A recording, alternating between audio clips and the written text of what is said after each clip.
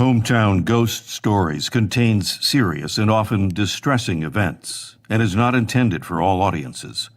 Viewer discretion is advised. Albuquerque, New Mexico, 2007. Mark pressed end call on his new iPhone, still slightly mystified by its touchscreen concept.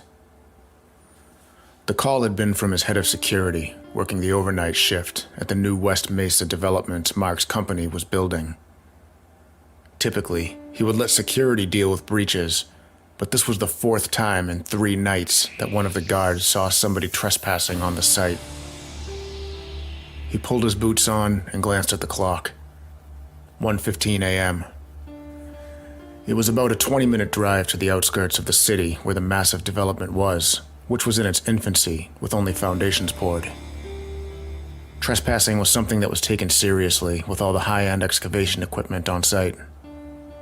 As he pulled into the gate, Mark was met by Ivan, the head of security, and Lorenzo, the guard who was on duty that night. "What's the deal?" Mark asked as he stepped onto the gravel road. "Lorenzo spotted another trespasser," Ivan explained. Mark looked over at Lorenzo. "Right," he said. "I was walking by the hill on the southeast side of the property line, and I saw a lantern just swinging off in the dark. I called out, but he just kept walking. I started running after him, and I was sure I was going to catch him because he didn't quicken his pace, just kept the same stride. As I closed in on him, I pointed the flashlight at him, but there was nothing there. No person, no lantern, nothing." Mark looked at Ivan. "You got me out of bed at 1 a.m. for this?" Ivan was quick to respond. "I said the same thing, but the guard on duty last night had the same exact experience in the same exact spot." At that, the men agreed to head out to the area to check it out. It was a relatively short walk over to the hill, but it was very dark due to there being no moon that night. They walked the area at the foot of the hill, but saw no lanterns and no trespassers. After about 20 minutes of their seemingly futile search, Mark approached Ivan to discuss abandoning the effort, but before he had a chance to say anything, they all heard something coming from the rocks at the foot of the hill. It sounded like something being dragged across the dirt. Lorenzo shone his flashlight in that direction, but it was hard to make anything out due to all the shadows cast by the large looming rocks. "Who's there?" called Ivan. Mark just stood there, suddenly overcome by a feeling of dread. He watched Lorenzo and Ivan slowly approaching the rocks, but his feet remained planted where he stood. Just then, from behind one of the rocks, a tall figure stood up. The other 2 men stopped walking as the dark figure reached its full height of what had to be at least 7 or 8 feet. Mark couldn't tell if it was just because of the flashlights casting the shadow in a way that made whatever it was look so monstrous, but the overwhelming feeling of dread he had was suddenly interrupted as the figure lifted its head and stared directly at Mark with fiery red eyes before vanishing into the night. I'm Dave Wilkins, and this is Hometown Ghost Stories, Albuquerque, New Mexico.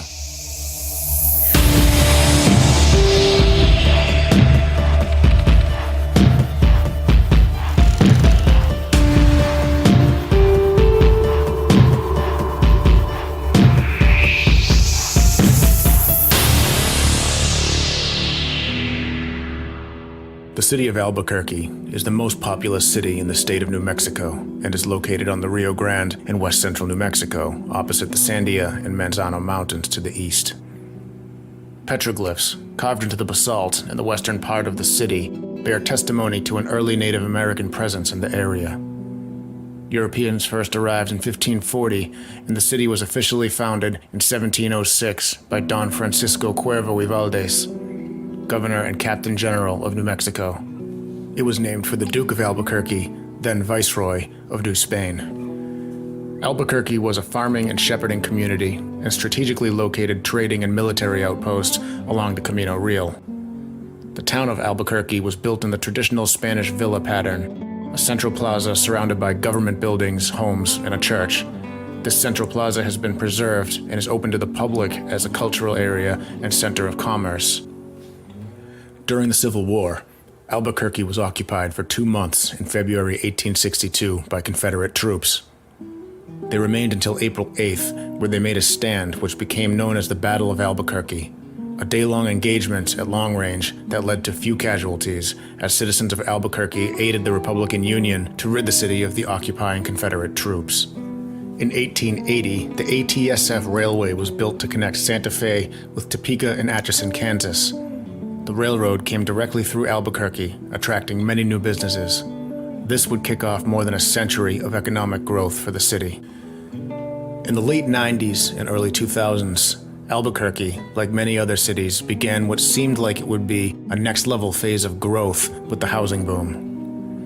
Many huge development projects broke ground with high hopes only to be dashed and abandoned in 2008 when the market crashed. This left huge areas of the city partially developed, leading to an exponential increase in crime. One of the partially developed areas was in the city's West Mesa. Neighbors to the development began complaining about one of the drainage arroyos that had been buried by the developer, leading to flooding. To solve the flooding issue, the developer built a retaining wall to channel stormwater to a retention pond. It worked, but it also led to the exposure of something very dark and disturbing. On February 2nd, 2009, Christine Ross was out walking her dog on the West Mesa. As she approached the area at the base of a hill, she noticed something protruding from the ground. This area had up until recently been covered and unexposed before a developer built a retaining wall to fix the flooding. She initially walked past the protruding object, not really thinking much into it, but only got a few paces before her curiosity got the better of her. She turned around and walked back over to it. It was white. Maybe it's some kind of animal bone, she thought to herself. Apparently, her dog was thinking the same thing because he began sniffing and poking at it with his nose. She pulled the dog back with the leash and leaned over to clear some of the dirt away from it. It was definitely a bone, and as she pulled it out of the ground, she realized that it definitely wasn't from an animal. It was a human leg bone. She immediately reported her discovery to the Albuquerque police, who wasted no time getting to the site. They confirmed it was in fact a human bone and taped off the crime scene. Authorities began carefully excavating the area, where they came across the gruesome discovery of a nearly complete skeleton of a young woman who would later be identified as Victoria Chavez, a 26-year-old mother of two who disappeared in 2004. A team of detectives were analyzing the collection of bones. "It's not a complete skeleton," one detective remarked. "No," replied the lead forensic anthropologist, "but that's not what's concerning. These femur bones are different sizes," she continued. "They're not from the same person." As the police continued to excavate the area, they uncovered what would become the largest crime scene in Albuquerque's history. A mass grave containing the remains of 11 women and girls, one of which had been pregnant. They were all between the ages of 15 and 32. Most were Hispanic, and most were involved in drugs and sex work. Police believe that all had been killed and buried by the same person, a serial killer who would later be labeled as the West Mesa Bone Collector.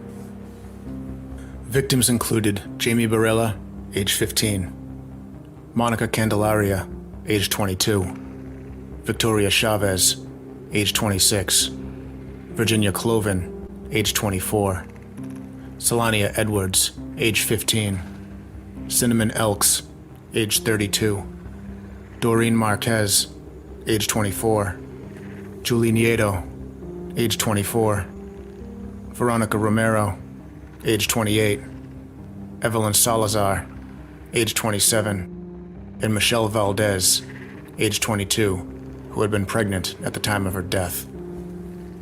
Police believe that along with these victims are at least 6 other potential victims who were also reported missing from the area during the same time period. All of them were involved in drugs and prostitution, but since none of their bodies were discovered in the mass grave with the first 11 victims, the remaining 6 are presumed to be buried in a separate mass grave. No official suspect has ever been named in connection with the murders, though a number of men have attracted police attention over time. During the investigation, one of the victims' mothers went public claiming friends of her daughter believed a corrupt cop was abducting sex workers, decapitating them, and burying them in the arroyo banks in West Mesa, but these claims were not taken seriously by officials.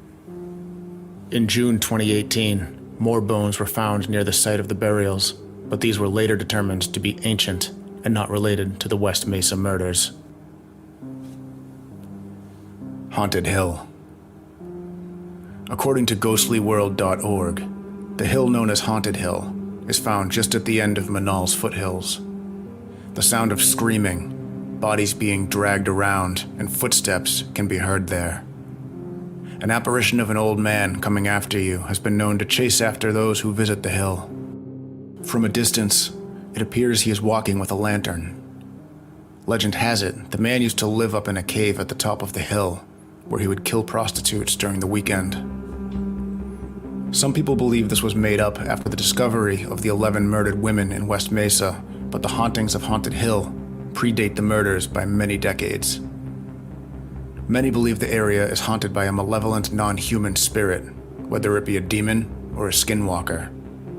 People who have visited the area have reported sightings of a tall figure lurking in the shadows, accompanied by screams in the night. In 1990, Albuquerque police discovered a massive 400-foot wide satanic symbol carved into the West Mesa. Nearby letters spelled out TERF or TEAF, which many locals believe to be the name of a demon to which human sacrifices were likely dedicated. Decades later, ancient human bones would be discovered in the area.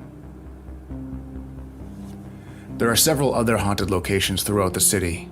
Arroyos, which are natural drainage gullies that branch off major rivers, are said to be haunted by the ghost of La Llorona, Spanish for weeping woman, a ghost whose origin has ties to Mexico City, but has been spotted in many areas in the southwestern United States.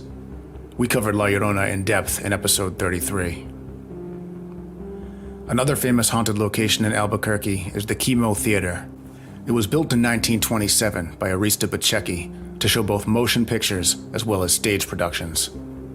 KiMo is a combination of two Indian words literally meaning mountain lion, but more liberally interpreted as king of its kind. Unfortunately for its builder, Pacheco died just 1 year after the theater opened. Management was then passed down to Pacheco's two sons, and the theater saw decades of success.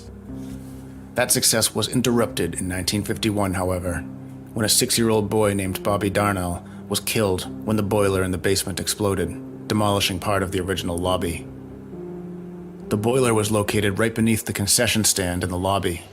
Bobby, who had been sitting in the theater balcony with some friends, suddenly was frightened by something on screen and ran down the staircase, closely followed by his friend Llewellyn. Just as he arrived, something went horribly wrong. Beneath the stairs, an 8-gallon hot water heater exploded, sending chunks of plaster and wood rocketing across the theater, destroying a large portion of the building in its wake of destruction. Llewellyn grabbed her little brother Ronald, along with a frightened toddler she saw standing alone amongst the chaos. She escorted the children outside, frantically searching for Bobby. News of the disaster spread across the city immediately. One man lost an eye, but the worst news broadcast over the radio was that the corpse of an unidentified boy waited in the morgue for his unsuspecting parents. Llewellyn's mother rushed to the theater, relieved to find her children unharmed, but panic set in as she looked into her daughter's eyes. "I can't find Bobby," Llewellyn exclaimed. Not even an hour earlier, she had dropped the 3 children off at the theater, and now she had to break the news to the parents of her children's playmate. More than half a century later, the KiMo Theater is still thriving, but is also known to be haunted by a mischievous ghost, believed to be that of Bobby, the boy killed all those years ago. 1988. Tony Marsh, KiMo Theater's technical director, looked down at a box of donuts on the desk. They were untouched, and they were beautiful. He looked at the door, and then back down at the donuts. "I shouldn't do it," he said out loud. The donuts didn't respond. He was on day 6 of his diet, and he was very proud of the 2.5 pounds he dropped. "I'm not gonna do it," he declared. He made sure nobody else was in the building, locked the door behind him, and went home for the evening. The next morning, he was the first car to pull into the lot. He unlocked the door and stepped into the empty building. "I'm not going to do it," he said as he turned around, but noticed the box of donuts on the table was empty. Tony knew he was the last to leave and the first to show up. He also knew that if it were rats, they would have left a mess, and the box was clean and empty. He and the crew believed it was the ghost of Bobby just looking for a late-night snack, and began leaving donuts tied to strings against the back wall. One night, before the performance of A Christmas Carol, the crew removed the donuts from the back wall.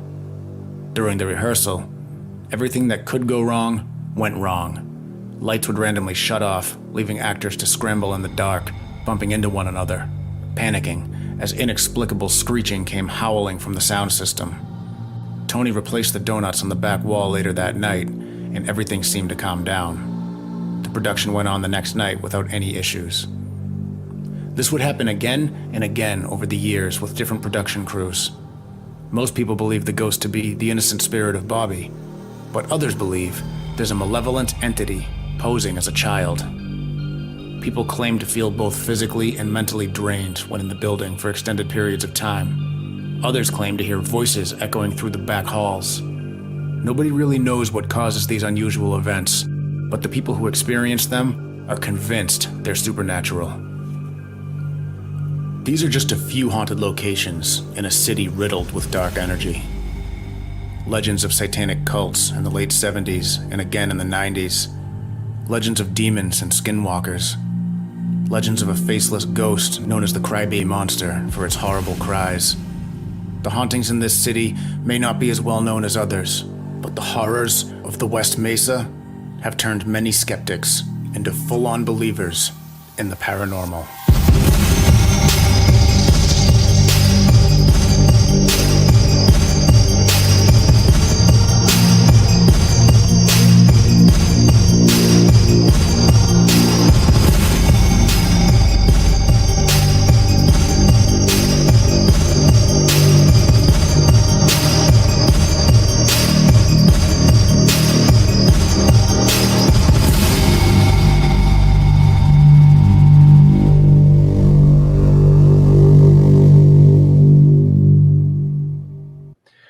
What's up, ladies and gentlemen? Welcome into Hometown Ghost Stories, episode 41. That's right. Probably. Albuquerque, New Mexico. I'm Jesse Wilkins. I'm joined by Rob Coakley. What's up, Rob? I am convinced that Dave picks stories with towns with Spanish pronunciation or names with Spanish pronunciation just so he can show off like that he can say them. It has to be what's going on. It's like every episode now. He does a fantastic job with it. And joining us it's is, great, but no one likes to show off. well, no one likes Dave. Speaking of which, Also hello, true. Dave. How are you? Bien. Muy bien. There he is. This guy. Yeah, so Albuquerque, New Mexico. This one has been on my back burner for a couple of weeks now. And really it gave me extra time to dig into it, which was cool. And there are so many haunted locations in this town. There's a 100% chance we come back here so I could do more Spanish pronunciations. That's the only reason he's coming back. There's no more haunted places. That's it. No. That was the Okay, list. so there are. So there's the Botker Mansion, which I didn't cover. There's the High Noon Saloon. There's Hotel Andaluz. There's the Little Theater. There's the Mount Calvary Cemetery. And there's the Albuquerque Press Club. And the list goes on. There's also a whole bunch of like cryptid stuff too. So you know what those all have in common? What? They all had really easy pronunciations. So obviously that's why they got didn't left make it into your out. episode. He's not going to take the easy road. So anyways, I want to thank everyone who's hanging out in live chat. Thank you to Irish Assassin for streaming our stream on his stream. Go give him a follow on Twitch. And everyone else who's hanging out. I got to give a big shout out to Captain McSlugs and Catherine, who are tuning in all the way from whatever country. Where are they? Aruba. That is extra effort. Don't thank them. No, Yeah, if they were dedicated, they would have went to Albuquerque for their trip. They don't have to. Andrew, as everyone knows, Andrew is our resident expert on Albuquerque, so he already knows everything, so he doesn't have to. So thanks to everyone there, and thanks to everyone who has subbed on Patreon, and people who have left 5-star reviews. We'll go over those later on in the episode, but first and foremost, let's talk about Albuquerque. Let's do it. So I think we start with the KiMo Theater because I think that was a kind of a fun one. I never would have imagined being able to tell a ghost story about donuts but here we are. So I heard about this story from the same book that I heard about the Modesto story from a few weeks ago, and that was Coast to Coast Ghosts by Leslie Rule. And I gave her book a shout out last time. I'll do it again. It's a really, really cool book. She basically just goes across the nation and just hits all the haunted. Most of them are haunted, like police related things, because she's involved with the police in one way or another. But I don't think this one had anything to do with the police. But this was cool. So it is a haunted movie theater. Well, they do movies and they do like actual stage productions and whatnot. And it is haunted by this one ghost. So most of the people that know the story believe it's just a playful ghost who likes to play pranks and like snacks. But there are the people that believe it is a dark entity posing as a demon, which is what Catherine seems to believe. Also, she says Catherine over here believes that there is no such thing as child ghosts, only demons posing as children. So I don't believe that. I don't subscribe to that theory, but I do think that children ghosts are more likely to be demons, if that makes sense. It does make sense. Yeah. So you completely subscribe to it, is what you're saying. No, I'm just kidding. Yeah. So this one, the fun side of it is it could be a little spirit of a 6-year-old Bobby Darnell Jr. Is that correct? Bobby Darnell. Damn it, Bobby. And supposed to do playful things like leave things on the stage and mess with the lights, messing with the electrical power, distracting the performers. Playful things. So this one, I actually agree that it's probably not a demonic angle, just because because it's the donut thing that throws me off. Like a demon that wants donuts. We don't make the rules, Dave. I don't make That's my life. It's just maybe it's just a demon with high cholesterol or something. At that point, like you're a demon, right? Mm. You don't have to watch your diet. You might as well go for some delicious donuts. It's true. Yeah, right. That is true. And I guess when does a demon ever get a chance to have donuts? So I don't know, but yeah. So that's Captain says that we do not make the rules. he's had a couple of good ones. He's had a Dunkin' Demons. Dunkin' Demons is good. Yeah, a few good crispy demon cream.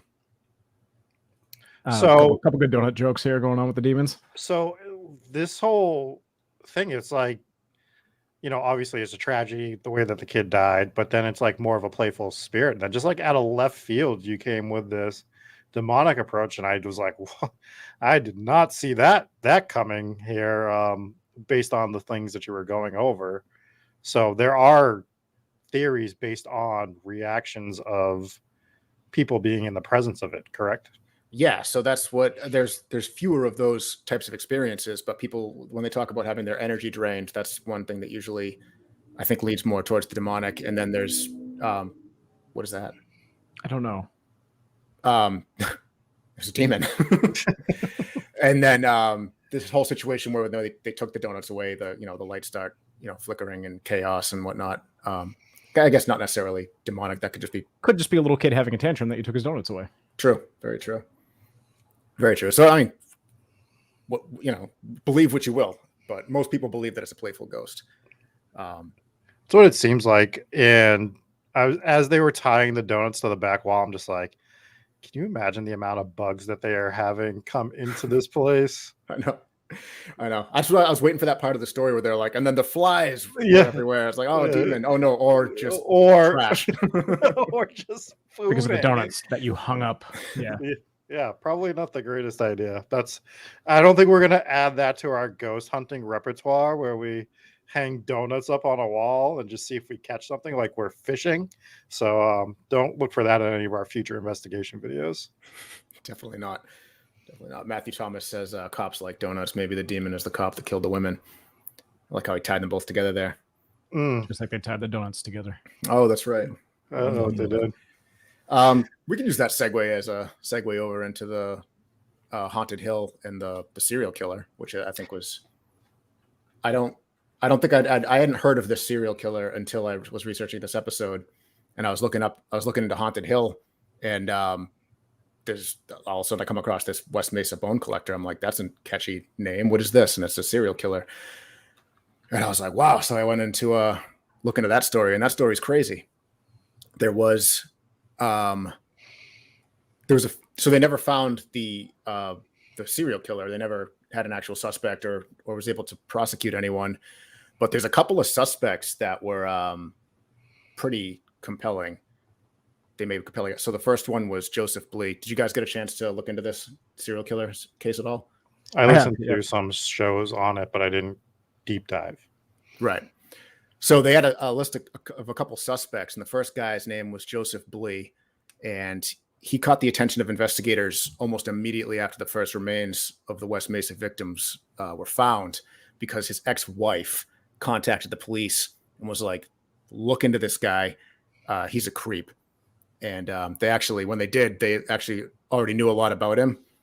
So he's actually currently right now serving a 90-year in prison, a 90-year sentence in prison, because he was convicted of a whole bunch of sexual assault cases.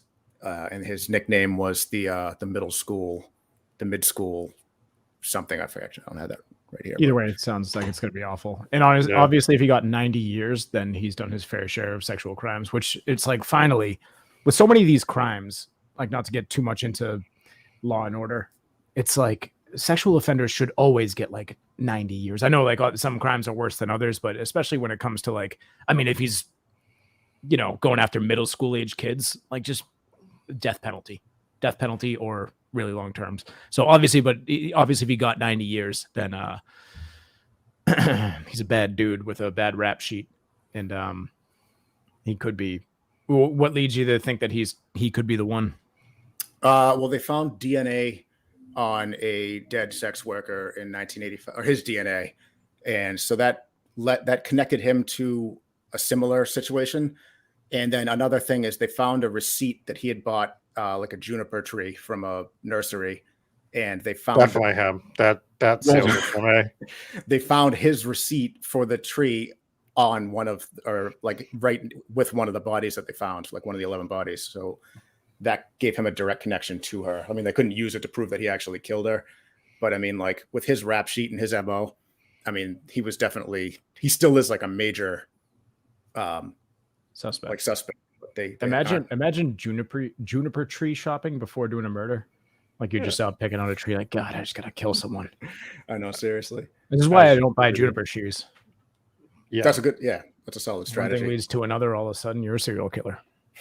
Well, exactly. The big tragedy in all this is every case that you come across with a serial killer that's killing sex workers, it's because the police generally don't care. Like, as a whole, it's just they tell the victims' families the same thing. Well, you don't know they're dead. You don't know where they are. They could have ran off. You know their lifestyle. And that's for all sex workers. And then you get into like minority sex workers, and it's even worse. Like they just do not care, and it's right. It's whether a big flaw. Whether or not they care, it's with when it comes to sex workers or drug addicts or whatever, homeless people. It's just easier to write off. Well, they're probably in a crack house somewhere, or they probably just moved on to the next city or whatever. And there is a whole lot less effort going into searching for these people or figuring out who these people are. I think once they started discovering some of the, I mean, obviously when they were all buried in the same spot, it was pretty easy to figure out that all these crimes were connected. And also, I mean, I know a lot of times we cover things that are at least like 100 years old. This is recent. So this was, I think, what, 2005? 2000. Well, yeah, the early 2000s, they started discovering these bodies. Yeah. So the girls went missing between 2003 and 2005. And then they found the bodies in 2009. And the investigation's still open. They won't close it. They won't make it a cold case. And it could have been going on much longer if you had other dumping spots and stuff that they just haven't found. You know, they freakish, like they found this one because of someone walking their dog. Yeah, well, the only reason she even found that bone was because the neighbors were complaining about the flooding. So they redirected the drainage route somewhere else, and like that washed out all that area. And now you get a bone sticking out of the ground that wouldn't have been there before. So what do they do? Do you know what they're doing with the area now? Are they still developing on it? Because no, so the developing stopped when the market crashed, and the builder Rich basically just ran out of money in there. That just happened to a lot. So this is why like half of Albuquerque is like half developed. So now it's still undeveloped, And well, now it's still a major open crime scene, so they won't close the case, so they can't do anything with the land. The builder was supposed to build like a memorial for the 11 victims, and he just hasn't got around to it. So that's what's going on with it now. But yeah, there's a $100,000 reward. Back in 2010, it was $100,000. There were other suspects as well. Frank Reynolds, who was a pimp, knew some of the women. He apparently had some pictures of the missing sex workers. He died in 2009, so there's not much more you can do with that. But they actually ruled him out. There was a reason that he had the pictures, and it was I don't want to get it wrong, but it had something to do with him being the pimp. Yeah, or something like that. But they ended up ruling him out. The other two, Blee that we just talked about, and Lorenzo Montoya, who I think is probably the killer, they have not ruled out. So Lorenzo Montoya, this one's an interesting one. He actually died in 2006 because there was an escort who was going with her pimp, who was also her boyfriend, over to this guy's house so she could do a dance. And the pimp was waiting in his car, and it was like an hour goes by, and he's just waiting. He's like, this is too long. So he goes over they were in a trailer, and he's looking through the trailer park, and all of a sudden he sees Montoya coming out of the trailer with something big wrapped in a sheet. Oh. So he's dragging this thing, and he's like, oh man, I think that's her. And he confronted Montoya. Montoya dropped what ended up being the body and pulls out a gun, and the pimp also pulled out a gun and shot Montoya to death on the scene. And then the police came, and they found out that it was the sex worker. So that's a top tier pimp right there. Yeah. It was well. So he actually didn't serve any time. He got off on self-defense, which was good. But the police said that the fact that he, in such a short amount of time, just killed this girl and was like so ready, like had her like bound up. Yeah. Like this probably was not his first time doing this, and he lived very close to the area where they found the 11 women. So he lived within 3 miles of the burial site. Right. So that's who I think it was. I think that fits the most. And then the other option is Joseph Blee and Lorenzo Montoya were both separate serial killers, killing people with a similar MO. And that would explain your because you still have those other 6 missing girls that they haven't found. They presume is in a different burial plot. Mass grave. Yeah. So you do have that possibility that there just happen to be 2 different serial killers at the same time, which was the case with Ed Gein and the earthquake killer there. Those were 2 serial killers that happened to be operating at the same time in the same city. And it confused police because they're like, what is going on? So it's not unheard of that would happen. Yeah, there's a ton working right by Ed Kemper at the same time he was working. You can go right on and on and on. And then you have like the traveling killers as well. So yeah, we could do. Yeah, there was also Ed Kemper's what I meant, not Ed Gein, but yeah. Yeah, Scott Lee Kimball was being investigated for the West Mesa murders. He's also a serial killer. He denied killing them. I mean, he's from Colorado, but he's being investigated. So I mean, there's a lot of people that were being investigated, but it seems like Blee is their favorite suspect there. I do like Dave's theory. It makes sense the most to me that these people have a system, and it seemed like he was knee deep in his system. We've talked about this with Villisca. Like, clearly the house in Villisca wasn't the guy's first murder, right? And we can see it with this particular person. He has the body ready to go. He didn't panic if something went wrong, like if it was an accident or like, situation went sideways. Normally you would panic. You'd be sitting there like, what do I do? What do I do? This guy was like, boom, boom, boom, boom, boom. Killed her, had her ready to go, and was armed. Doesn't it seem a little sloppy, though, that he was doing it with... now, I don't know what the strategy was, but that he was killing her with the pimp just waiting outside. He probably didn't know he was out there. Didn't know he was out there. Yeah. Because if he did, there's no way he would have dragged the body out. Right. Just seems a little floppy. The other thing is the murders and disappearances stopped right after 2006. That's when the last one was. Ooh. So that's the other one. Typically, when somebody dies and the killing stopped, that's kind of so either that or he moved towns or something. Moved towns or ended up in jail for a different crime, like a lot of these serial killers. Anytime that the pattern stops, that's usually one of those. 3 reasons. The other thing is in 2006 is when that building company bought that land and started developing it. So he would have stopped burying bodies there also. That's true. So. That's valid. Yeah, it could be another spot though. Mm-hmm. Who knows? Could still be going on. So obviously the investigation is still open, and this one is recent. Like I said earlier, with most of these take place a long time ago. Even like most the real juicy serial killer stories, like you got a lot of them back in like the 70s and stuff. But this is a rather recent one. So Catherine says serial killers rarely stop cold like that, which is true. But just because he stopped in Albuquerque doesn't mean he stopped. He could have relocated, or he could have found a different burial site.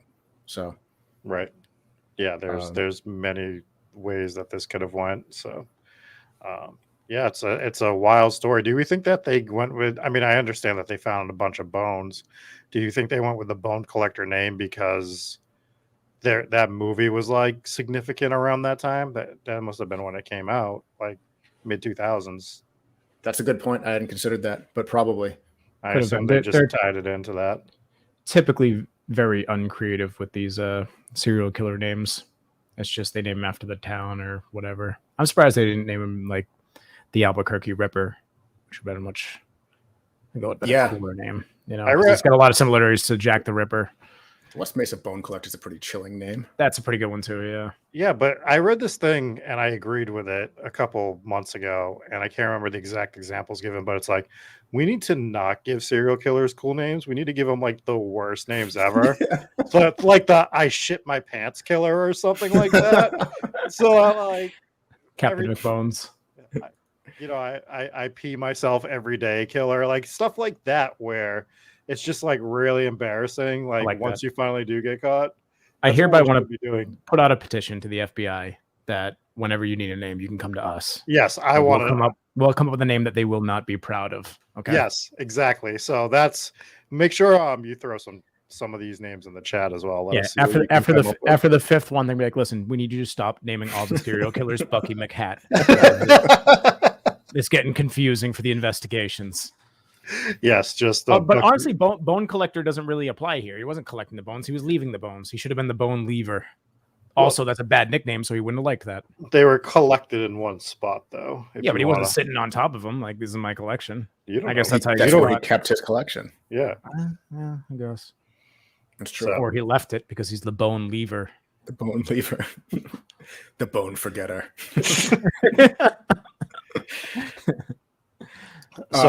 So I originally came across this. Sorry, Rob, did you have before I move on? No, I was just gonna go into obviously the land's undeveloped. Did you hear any haunting tales of this, or do we think that like if they ever do get to develop this area, that we should be on the lookout for hauntings? Yeah, so I can't imagine that wouldn't be a hot spot for paranormal activity with all the death and negative energy that would be there. I guess. I mean, I don't think anyone was killed in that spot, so I don't know. Who knows how it works, but maybe. But I'd actually come across this story when I was researching Haunted Hill, and Haunted Hill has this. It was on Reddit, so there's like a whole subreddit for Haunted Hill, and all these people talking about their experiences there because it's a popular spot for ghost hunters, and a whole lot of people were. Cash says the boner loner. We got a lot of good names coming through.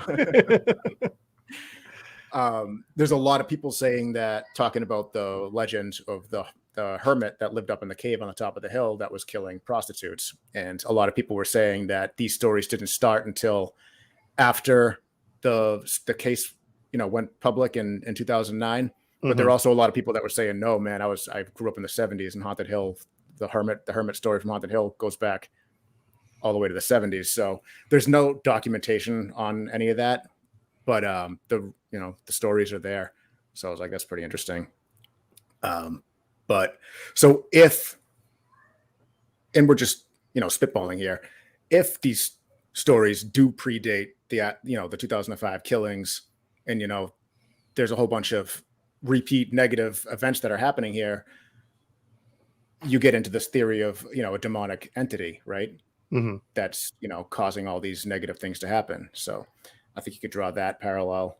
And then there's all the skinwalker legends in this area also. Yeah, there's some cool ones. So, I mean, they got phantom footsteps, the sound of bodies being dragged. That's a little bit of a different one. They hear screams. That is very nuanced.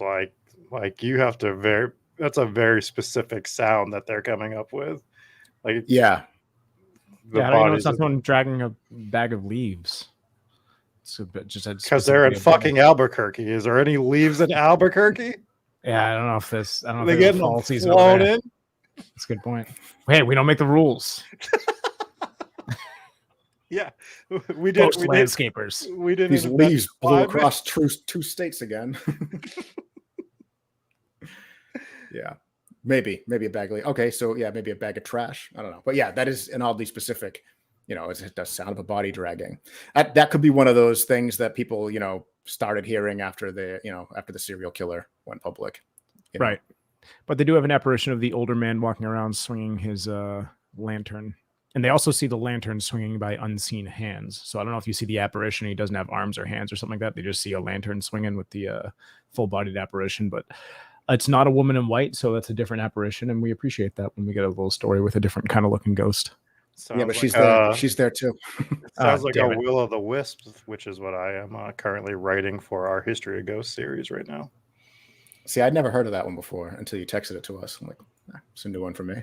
Yeah, I looked up pictures for that one to make the little thumbnail, and it was just a bunch of pictures of like a Pokemon, which I guess has the same name. And I was like, this just isn't a scary picture. So, I'm changing this podcast just gradually. We're just gonna one day just be talking about Rob's Pokemon podcast, which is good because our horror movie reviews are just the Hometown Ghost Stories Patrick Wilson movie reviews. I know he ends up being in every he's in movie. all of them.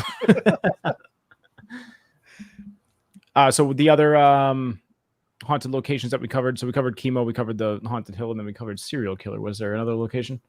The other one was the Arroyos, which is where La Llorona has been spotted. So Yes. And we covered that one to fucking say that again. We knew that's what you wanted to say. We haven't had Dave roll his R in a while, so I just wanted to bring him back to that. It's very good.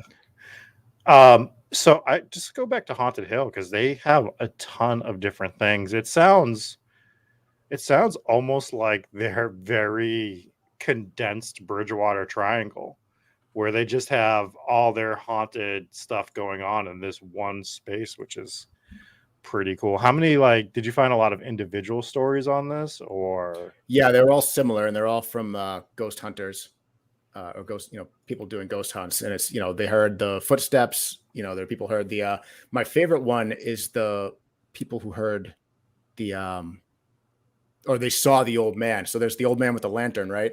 And there was one particular ghost story where they saw the old man with the lantern, but they couldn't see the ghosts. They could only see the swinging lantern. And then when they got closer, the old guy was running straight at them, which they turned around and ran. So that is very creepy.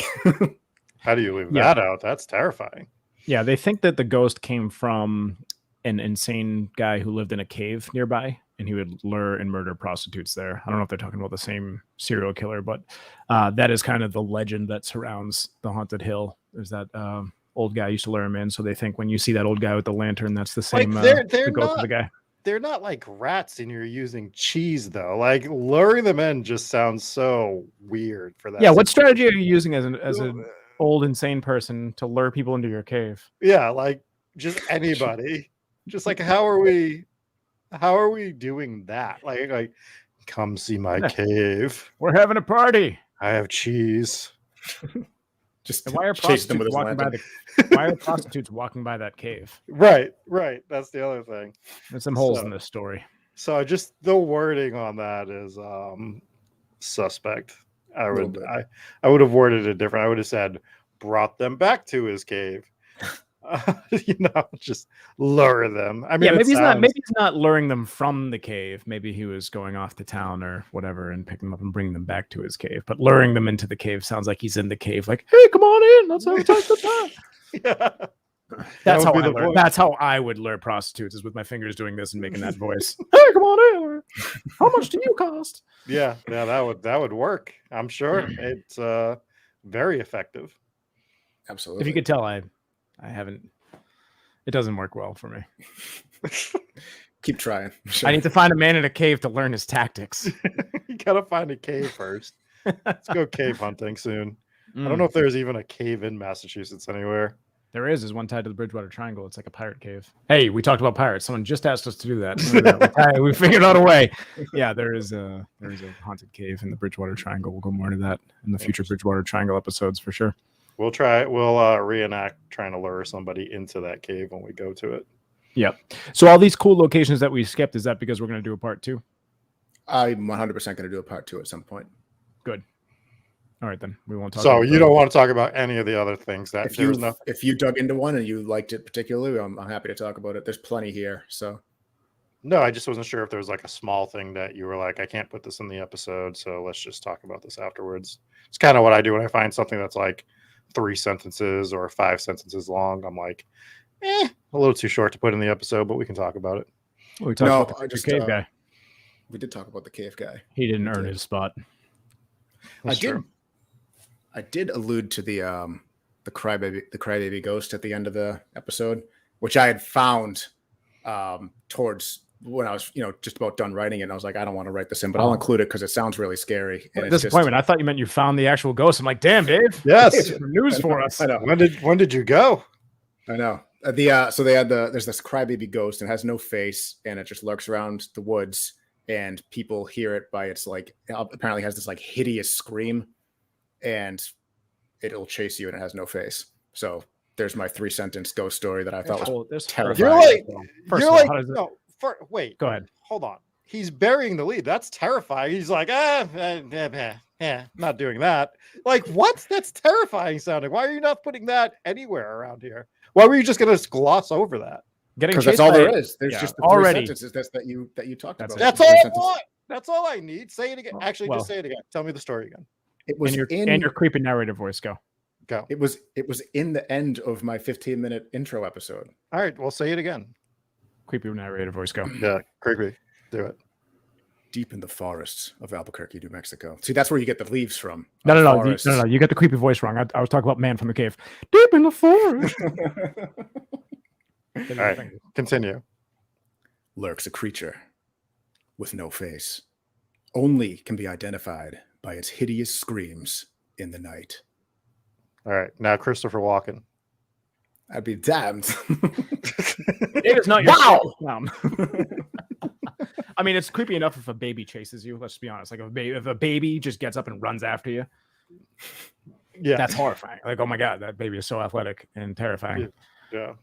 How did it perish if it was so fast? It's because it had no face. I was gonna eat. Oh, that's true. Yeah. Also, how does it scream? But again, we don't make the rules. Yeah, that's true. That's true.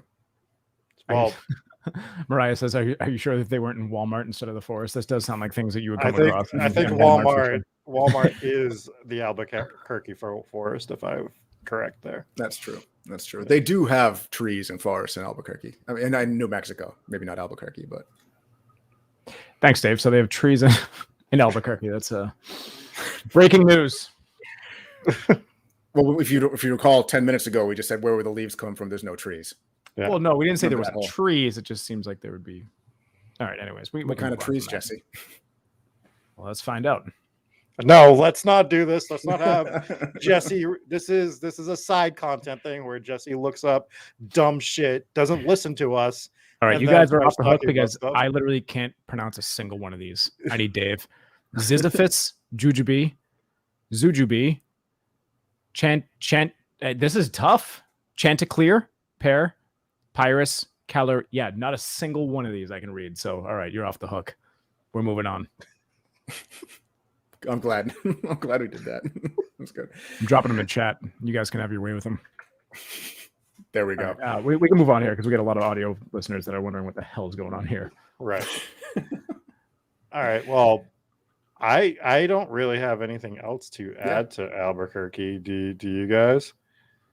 No. So this Friday we're going to be dropping into a horror movie review. That will be next, which we will be covering Bone Tomahawk and Host. So if you guys have watched those.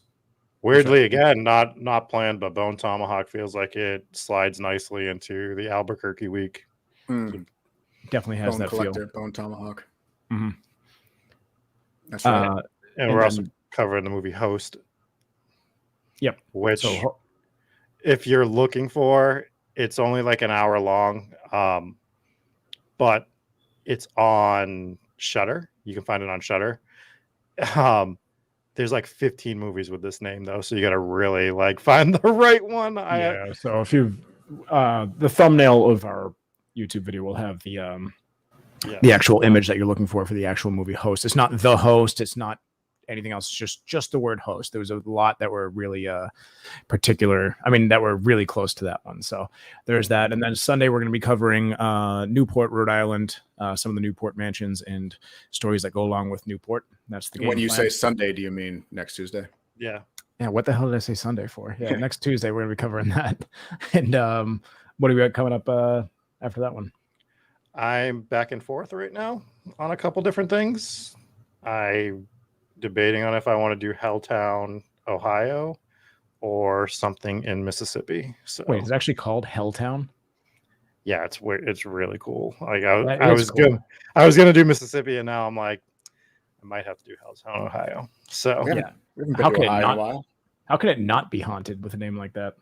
yeah, it's got a crazy history. So I might be doing that, but I really want to cover something in Mississippi soon. So Yes. I'm going to address Parker's comments because Parker dropped a lot of comments. We weren't ignoring you, but we didn't want to get super sidetracked.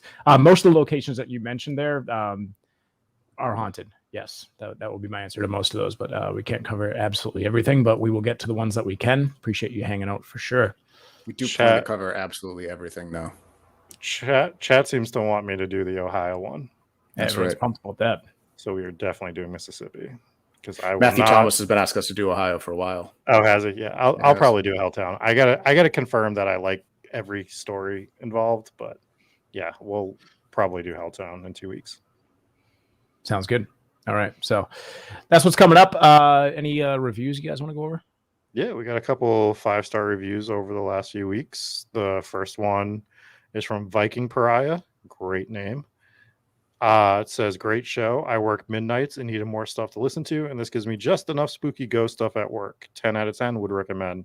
Simple but effective, to the point. Another 10-star review, Jesse. 10-star And- review. Very good. And Rachel B with the title Creepy But Great. This podcast is excellent if you love creepy ghost stories mixed with history, especially if you are from the New England area. I love how they are believers in the supernatural, but it's clear that they are also skeptical, which makes it more believable when they say something is haunted. Cannot recommend this podcast enough.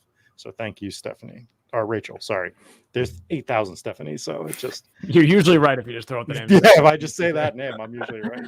100%. Yeah, I want to give a shout out to our patrons, people who joined us, a few new ones this week. But we have Mark M, Papa Squatch, Stephen V, and Lisa J. Those are our VIPs, Stephen and Lisa. Thank you guys for that. We have Mike B, Brandon W, Sarah W, Soph. We have Hooper, Jake V, Stephanie A, Seth, Dave Sucks W, Captain McSlugs, Sarah R, who is also Dave Loves Bacon.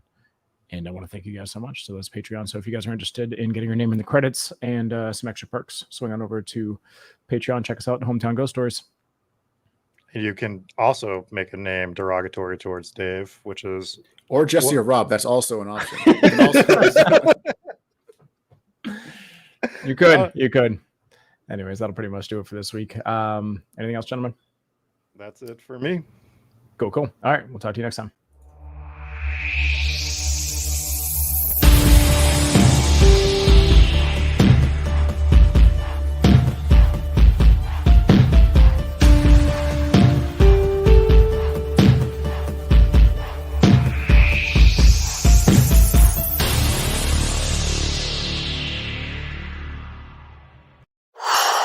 What's up, everyone? Rob from Hometown Ghost Stories here. Just wanted to thank you for watching this week's episode. Unless you fast forwarded to this part, which would be super weird, you should rewind the whole thing, watch the episode from the beginning, get back to this part so that I can tell you. You should leave a comment below. Let us know what you thought of this place. Also, jump over to iTunes, leave us a 5-star review.